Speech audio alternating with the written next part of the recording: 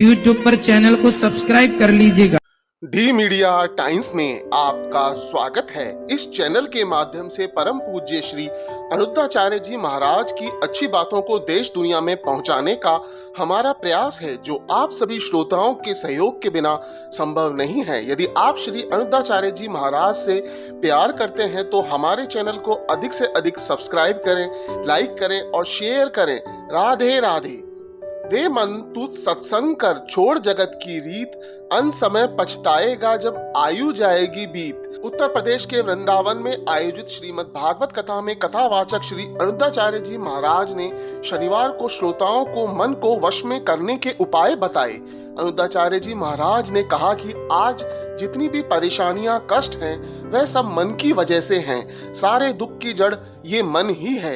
ये मन ही है जो बाल्यकाल अवस्था से लेकर वृद्धा अवस्था तक पूरी जिंदगी परेशान करता है। और यह मन परेशान क्यों करता है? क्योंकि आपकी इच्छाएं अधूरी रहती हैं। उन्होंने कहा कि यह मन ही है जो पूरी जिंदगी भौतिक वस्तुओं को प्राप्त करने व भोग विलास की पूर्ति के लिए लगा रहता है और मनुष्य को गर्त में ले जाता है। अनुद्धाचार्य जी महाराज ने कहा कि यह मानव शरीर मन को वश में करने के लिए मिला है। उन्होंने मन को जरूरतों और इच्छाओं से जोड़ते हुए मन को वश में करने के उपाय बताए। अनुद्धाचार्य जी महाराज ने कहा कि जरूरतें इंसान की पूरी हो सकती हैं, लेकिन इच्छाएं कभी भी पूरी नहीं हो सकती।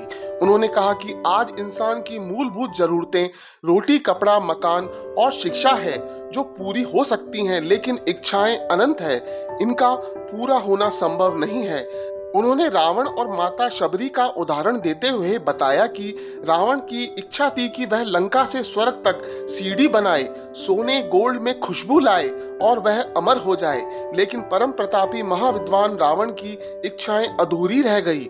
उन्होंने कहा कि जरूरतें माता शबरी की भी थी, जिन्होंने भगवान राम के दर्शन पाने के लिए कई वर्ष निकाल दिए और वह पूरी भी हुई। अनुद्धाचार्य जी महाराज ने कहा कि मन को इच्छाओं की पूर्ति में लगाने से अच्छा है जरूरतों को पूरा करते हुए मन को भगवान के भजन में लगाए रखें। उन्होंने आगे कहा कि अब मन भगवान में कैसे लगे, यह विचारणीय प्रश्न है, क्योंकि यह मन अति चंचल है।